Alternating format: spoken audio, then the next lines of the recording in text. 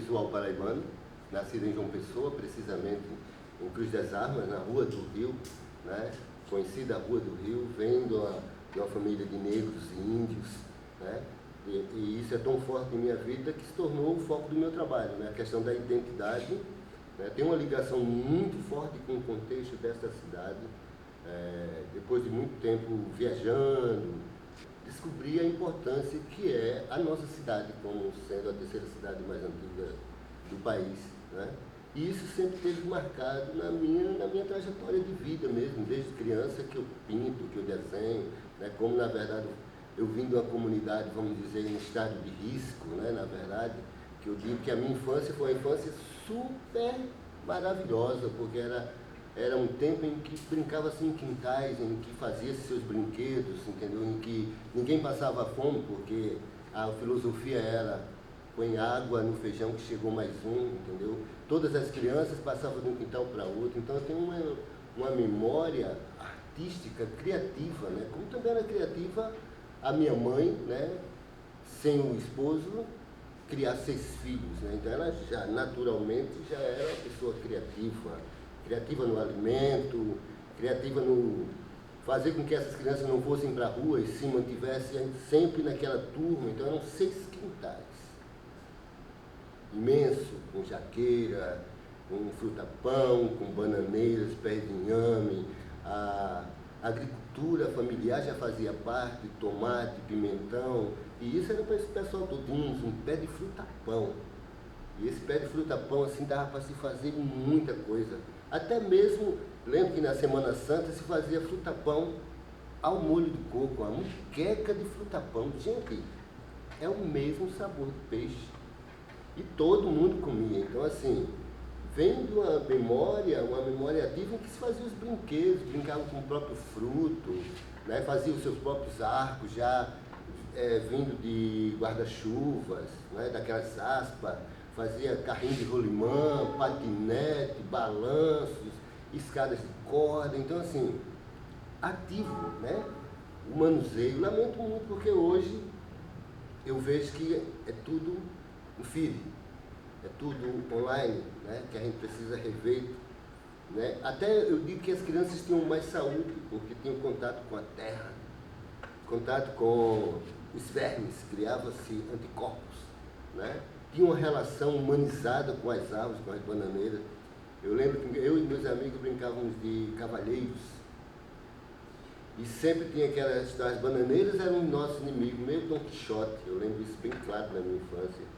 E como isso era forte, porque depois que eu vivenciava isso, ia para a escola, quando eu voltava, eu passava tudo para o papel, né? Que eu comecei a fazer como fanzine, né? Contava historinhas, desenhando. E eu lembro que eu ficava debaixo da mesa de jantar, eu afastava as cadeiras e ficava debaixo da mesa. Então, assim, é uma memória em que a arte esteve sempre presente. E é a partir disso que eu acredito que a arte é a principal ferramenta de transformação. É a linguagem universal. Eu digo que a arte ela não precisa tradução, ela é por si, né? Ela é por si uma ferramenta de educação, de humanização, e digo mais, até mesmo de espiritualização. Então é nisso que eu acredito que a arte não é simplesmente um objeto, né? Não é simplesmente uma peça teatral ou uma poesia. Eu digo que a arte é quem faz. Precisamos valorizar quem faz. Precisamos reconhecer agora, né? Reconhecer esses fazedores de arte e cultura. É preciso reconhecer agora, vivo, em vida, né? Promovendo principalmente respeito, consciência de trabalho, consciência dessa missão, porque é uma missão ser artista num país como o nosso, numa cidade como a nossa, né? Com um formato de educação em que se nega a própria história, né? Porque se conta uma outra história. Eu, como negro, habitando a terceira cidade mais antiga do país, eu procuro saber onde está o roteiro, onde estavam meus ancestrais, além de construírem esses prédios, esses monumentos. Onde é que estavam? Onde é que eles moravam? Onde eles bebiam? Onde é que eles tocavam? Onde ficava a roda de capoeira? não temos um roteiro desse contexto. Onde é que estava o negro nessa construção dessa terceira cidade? Mas a gente sabe que estavam lá lapidando os bípedos, lá aprendendo o barroco, aprendendo a fazer o rococó, e isso continua até hoje. Né? Uma coisa é quem desenha, outra coisa é quem faz. Está lá com a mão. Então isso continua, que a gente sabe que hoje a estatística de cada prédio desse que se constrói em nome do progresso, continuam morrendo pedreiros, mestres, e ficando inválidos, né? E a maioria são pretos. Então a história continua dessa invisibilidade, dessa mão de obra, como também onde estão essas pessoas que constroem a nossa cidade. Né? Nesse contexto, eu sempre fui ligado nisso. Mas voltando o sentido da minha paixão por esse território, né? Chamado Centro Histórico, que vem lá de Jaguaribe, onde eu estudava, então morava em Cruz das Armas, vinha pelas trincheiras, então assim, casarios, né? Um visual maravilhoso, um conjunto arquitetônico, histórico, um patrimônio fantástico. E que a gente olha hoje, a sensação dá uma sensação de destruição, mas uma sensação de avareza. É como se fosse um ouro não lapidado. Eu sempre fico me perguntando, nossa, foi empenhado tanto dinheiro, rolou tanta história nesses casarões, eu fico imaginando a efervescência, quando se tinha vida, né? E de onde veio esse dinheiro para estar abandonado? Quem são os proprietários desses prédios, desses casarios? Né? Que avareza é essa que não permite que essa cidade cresça e seja reconhecida, esse território cultural, né? Muito importante? Por que estão vazios quando tem tanta gente na rua? Porque um dos maiores problemas de artista é ter seu espaço de trabalho. Eu vejo vários casarões que criam editais e formas quadrados e que excluem, porque até hoje não sabemos onde estão os artistas negros. Que graças se houve essa lei Aldir Blanc, emergencial aí, que foi possível mapear por cima onde estão esses artistas periféricos. Artistas estão em todo canto, sabe? Quando eu digo que esse território é preciso para ser ocupado por toda a arte, todos os que fazem, é por direito, para poder isso aqui estar vivo. Aí eu faço a ligação à avareza, porque morrem e ficam aí, viram estacionamento. E as pessoas ficam nesse contexto de turismo, de monumento. Precisamos modernizar, precisamos ver outra forma de turismo, turismo de inclusão, turismo de vivência, um turismo de experiências. Visitar os casarios, tá lá os artistas trabalhando, ver as obras. Né? Eu acho que, por exemplo, escolas de formações, passam não sei quanto tempo, vamos ter tem uma promessa. Né? Apesar que essas promessas sem diálogo, eu acho meio complicado essas construções de escolas, de museus, de instituições, se não tem um diálogo com a comunidade, principalmente a comunidade artística. Né? Os verdadeiros fazedeiros de cultura desse país somos nós artistas. Eu sempre levanto essa bandeira, sabe? Porque eu acho super importante que para ser artista é, antes de tudo, ser independente. Tem que segurar a onda, porque na verdade é nadar contra a maré. Né? Mas a gente sabe que na maré se edifica, se tem vida. É nisso que eu acredito. Voltando, isso me exalta muito, isso me leva muito a uma análise, porque a gente vive essa mesma pobreza cultural, porque é uma pobreza cultural de visão, de gestão pública. Gestões, já vi gestões e gestões e gestões falarem que está junto dos artistas da cultura, inclusive aprisioná-los em funcionalismo público, porque é uma forma de calar. Porque se eu sou artista multivisual, o que é que eu vou fazer por trás de um birô? Você mais um vai ficar conversando, fazendo nada.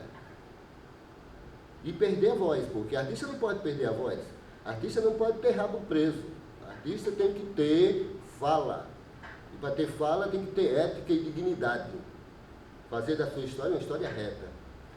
Sabe? Porque o alvo é um. E quando a gente atira a flecha, ela vai. Ela não faz curva, ela pode até quicar. Né? Do mesmo jeito que o caminho do artista, quando a gente se escolhe ser artista, aliás, eu até retifico isso. A gente não escolhe ser artista. todos nós somos artistas, somos desvirtuados do caminho artístico, em nome do amor e da boa educação dos cidadãos de bem que querem proteger, né, seus filhos. Enfim, essa é uma outra questão.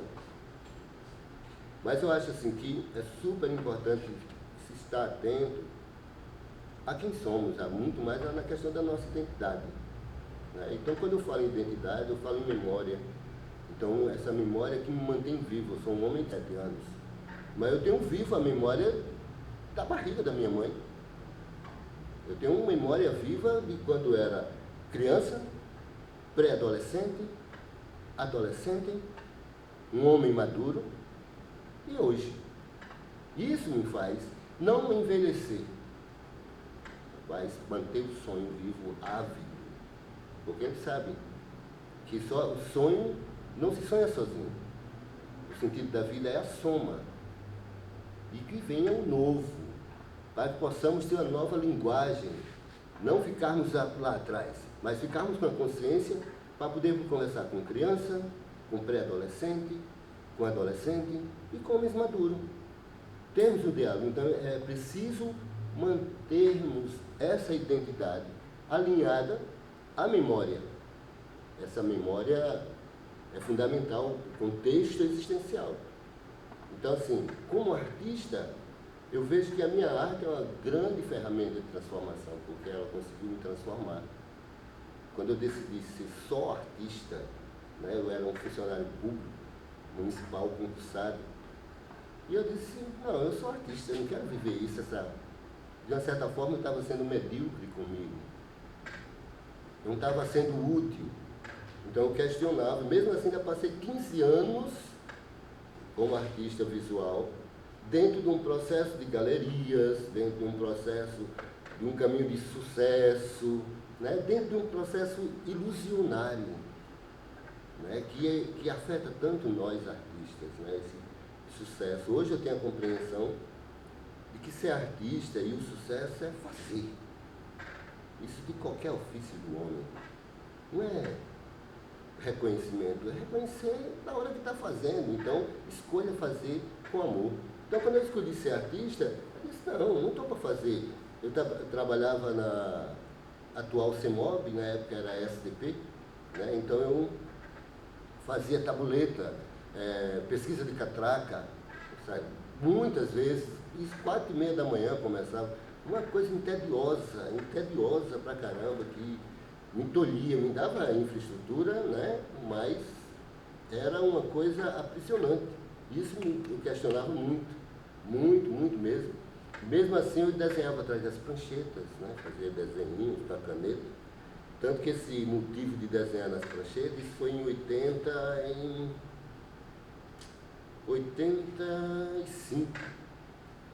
Eu fui chamado a atenção porque as pranchetas não eram nominadas, né? Não eram mim, passava de fiscal em fiscal, mas todas as pranchetas estavam desenhadas de caneta. Porque entre um ônibus e outro, eu ficava lá desenhando, desenho. E a minha chefe procurou-se na reunião, procurou saber, né? Quero saber quem é que faz todos esses desenhos, essas pranchetas. Está pensando que é dele, bebê. Aí eu me mostrei, né?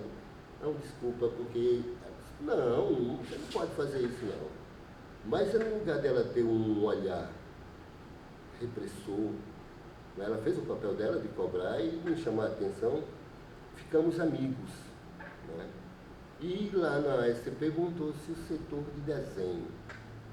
Aí ela, com a sensibilidade dela, disse, Nai, vamos trazer Nai para o setor de desenho. Aí, como ela já desenhava bastante, começamos a fazer trabalhos de campanhas educativas, cartazes, não tínhamos celulares, não tínhamos a rede ainda, né? Não tínhamos, tudo era por mídia jornalística, era um outro artista cultural, né? Então teve campanha, o ônibus ainda ia somente até meia-noite, então teve campanhas para se fazer quando implantou-se o ônibus além da meia-noite, e eu estava lá nessa produção, teve premiações e tudo mais. E eu passei ainda, isso foi em 83, eu passei 3 anos nesse setor de desenho, com destaques, com premiações nacionais, em desenvolver trabalho em Porto Velho, em Belo Horizonte, em São Paulo. tudo no setor de transportes urbanos, e essa campanha de divulgação, né, de campanhas educativas, né, como se comportar no ônibus. Na época ainda era possível se fumar no ônibus, olha que absurdo. Se fumar no ônibus, levar botijão de gás, televisão, colchões. Então, toda uma campanha, então criei o Jornal do Ônibus, o Jornal Itinerante, dos ônibus, campanhas educativas interligando a comunidade ao setor de transportes. Campanha, quando foi implantada, eu coloquei uma Cinderela, que foi premiado.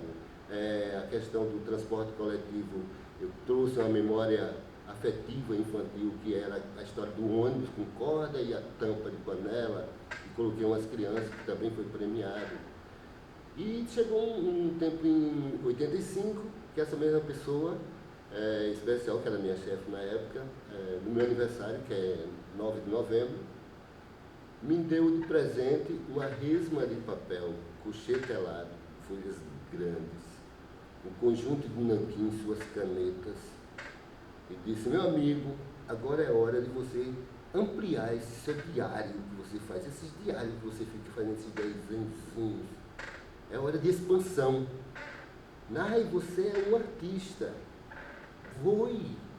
Eu lembro que na época tinha, na ladeira da Borborema, tinha o Café do Monge, um bar super interessante de Jorge Duré e Naya Caju. Muito, muito bom.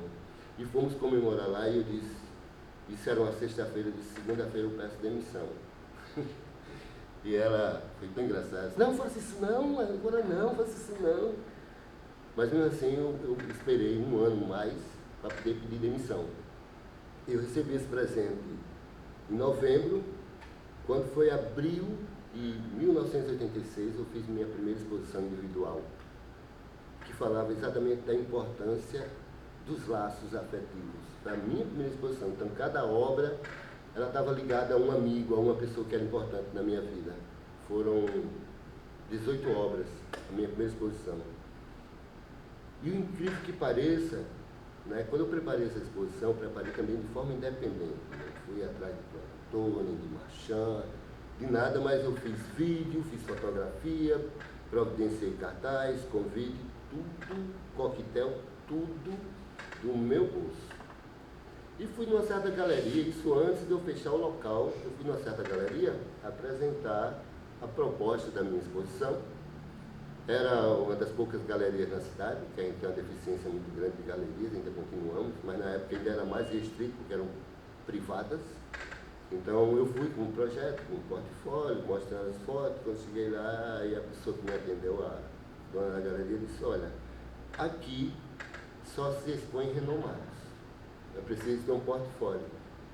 Sua primeira exposição, eu prefiro não me comprometer, porque precisa ter um curador. Né? Isso eu saí super decepcionado nesse dia que aconteceu, foi bem marcante isso. É importante eu falar sempre essa história. Né? A arte é tudo, mas quem faz é o máximo. A gente não pode esquecer quem faz o ofício. É mais importante do que a obra. É corpóreo, é alma. Né? A gente não pode esquecer essa história. Que todos os profissionais da arte e cultura sejam respeitados sempre. Porque está empenhado alma. Ninguém trabalha com arte e cultura como um ofício qualquer. Está envolvido, sabe, uma efervescência que vem de dentro. Mas isso não é questão de tolo, não. As pessoas têm muito essa mania de achar porque você é artista, porque você prega o amor, você é tolo. Não. Né? É preciso respeito aos verdadeiros fazedores de arte e cultura. Nesse dia da questão na galeria, né, na ilusão do sucesso, de qualquer forma, o drama que aconteceu comigo serviu de lição muito grandiosa. Nesse dia eu saí numa tristeza, numa angústia, desci ali uma certa rua que foi desembocar na Lagoa. Né? A Lagoa é um centro, eu digo que a Lagoa tem uma força de Ansan, né? Há uma força de lamentar, com toda a luz que ela tem, mas há uma coisa, uma saudade de não sei de quê, nem de sei de quem, nem de quando, nem de onde. Eu acho que é a questão da força da lagoa, toda a água converge para lá, né? Hoje todo esgoto, mas ali começou numa lagoa pequena e foi crescendo, né? Então eu sentei lá de frente à lagoa, isso eram as 17h40, quase 18 horas, né? Já tinha passado por sol, aquela transformação. E eu sempre fui uma pessoa muito ativa, muito alegre, muito para cima, de tirar muita onda, muita molecagem, quando eu encontro meus amigos, fazer muita festa. E eu estava lá cabisbaixo, esperando o ônibus, né, eu morava em Cruz das Armas, e nisso um amigo meu me encontrou, aí estranhou, ele começou a conversar comigo, mas eu, com poucas palavras, ele estranhou, né, na época me chamavam de Hélio, ainda não me chamavam de Nai, né, porque em Cruz das Armas eu sou conhecido como Hélio. Né. Hoje eu sou conhecido mais como Hélio Ainai, mas na época Hélio, então era o puro ar. Né? E nessa conversa, ele disse, não, você está estranho, aí você está estranho. Não, cara, eu estou muito decepcionado, aí mostrei a pasta para ele, ficou olhando assim, ele olhou, eu disse, não, ai, deixa eu te dizer uma coisa, a Caixa Econômica está montando a parte cultural e vai abrir espaço para expor em várias agências. Eu tenho um amigo que é gerente cultural, falou o nome na época, vamos fazer o seguinte, vá lá amanhã pela manhã que eu vou te apresentar ela.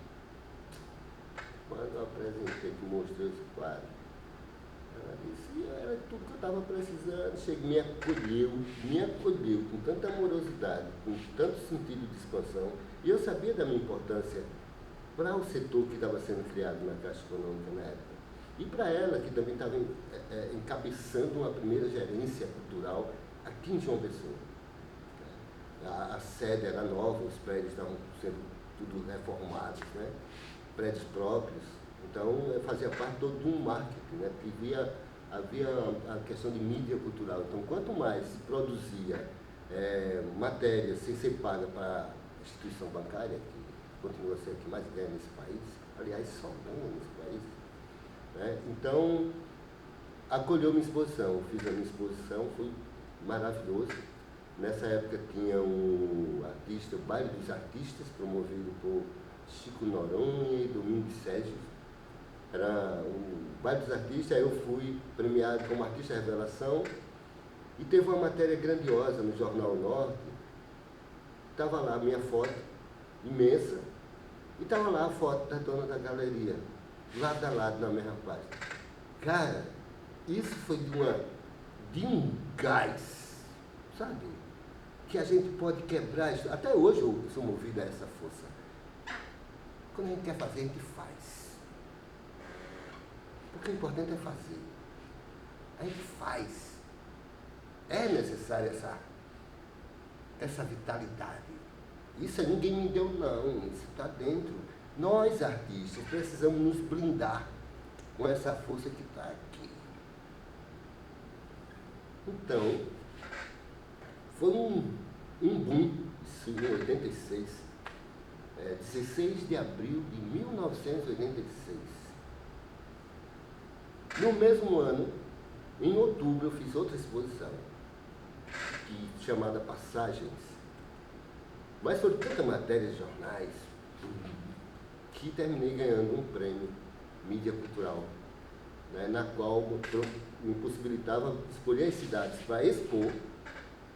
Olha só que oportunidade magnífica. Eles dariam somente o transporte dos quadros e garantiam, né, de acordo com os outros gabinetes culturais, acolher a exposição, ter um pequeno coquetel. Eu digo, é isso que eu quero, rapaz. Vamos embora. Então fui Recife, Fortaleza, Rio, São Paulo e Minas. Isso a partir da minha segunda exposição. Eu fui com todo o gás. Foi aí que eu disse, chega, não vou ser funcionário público, eu sou um artista. Eu posso, eu creio em mim. E nesse creio, eu vi que para ser artista eu precisava arranjar meios de me manter. Então eu passei a pintar panos de prato. Porque quando eu cheguei em São Paulo, um curador, viu minha exposição em preto e branco, e ele ofereceu que eu fosse trabalhar na galeria. Se eu ficasse lá, trabalhar na galeria, era professor da Escola Pan-Americana de Arte, e também professor de extensão no Museu de Arte Moderna. Ele disse, se você quiser, se você ficar. Eu disse, não tem como ficar não, sou funcionário público. Ele disse, você não é funcionário público, não. Você é um artista. E você vai ser artista onde você estiver. Onde você estiver. Creia em você. Aí nessa história desse rapaz, eu vou para João Pessoa, fechar as coisas e volto para São Paulo. E assim voltei. E, claro, eu vi que era difícil, né? Foi difícil, não foi fácil.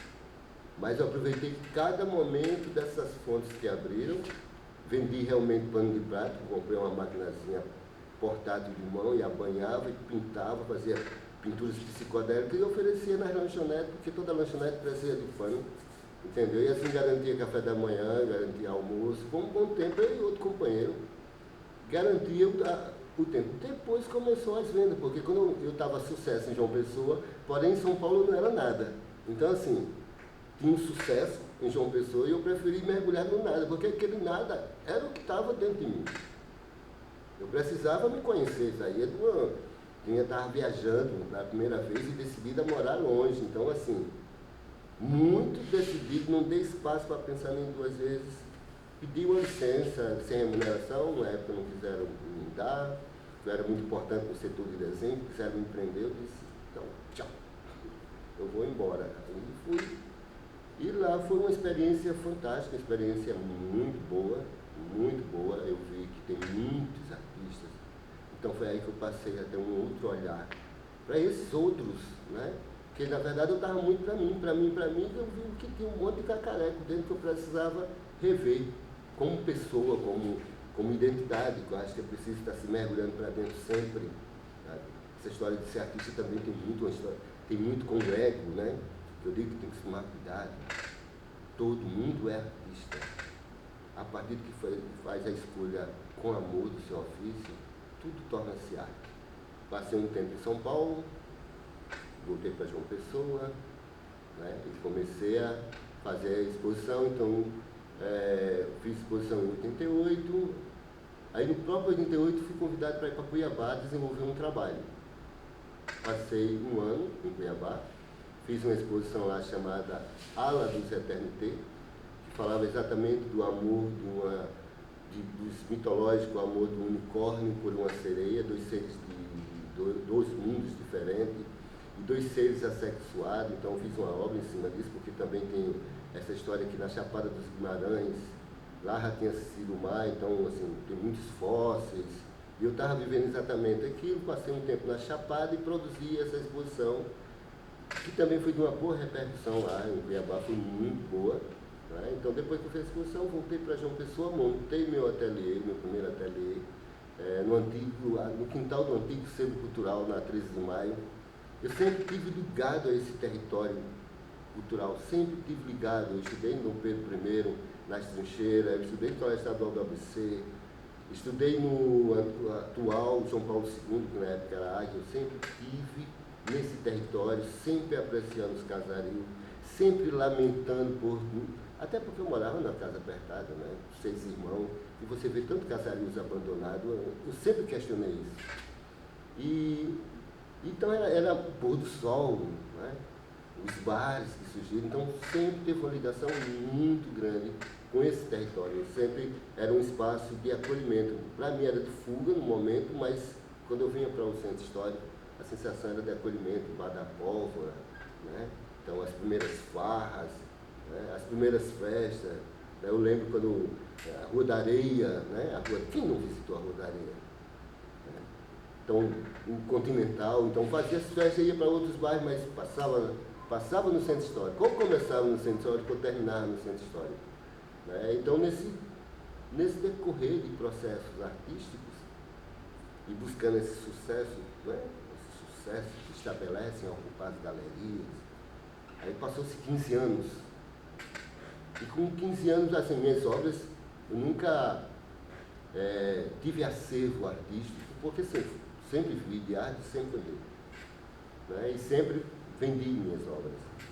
Então isso me manteve durante 15 anos, mas começou a me trazer um certo sentimento triste, porque assim, eu pesquisava, minhas obras são temáticas, meu trabalho é temático, exige eu sempre experimentei técnicas diferentes, mas falando sobre um tema, resgatando a questão da nossa identidade afro-indígena, dos povos originários, sempre trabalhei com esses elementos que compõem, né, o brasileiro, o paraibano, né, que compõem quem sou eu.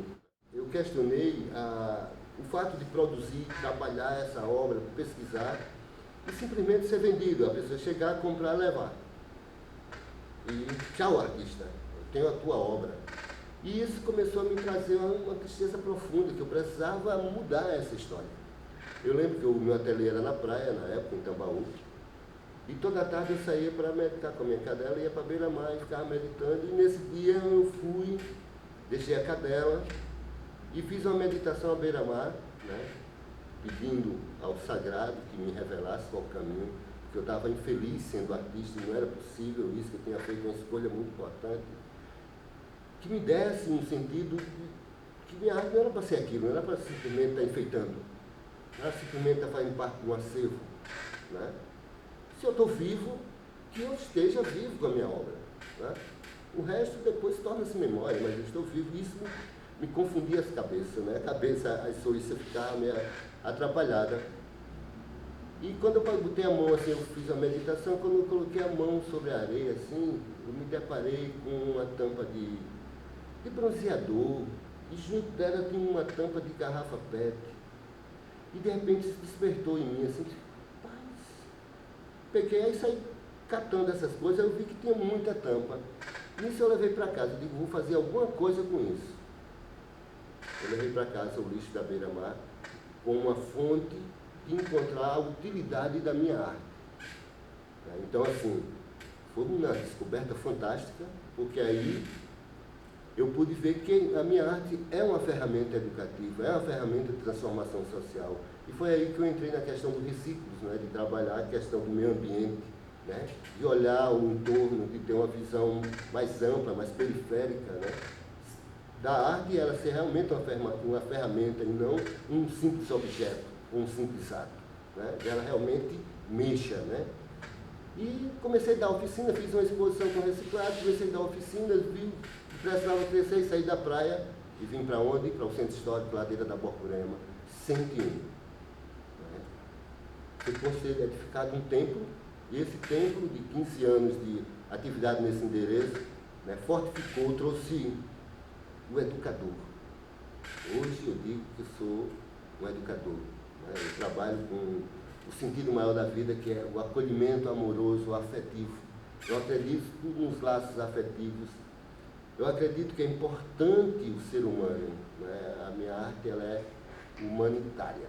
A arte é uma ferramenta de humanização.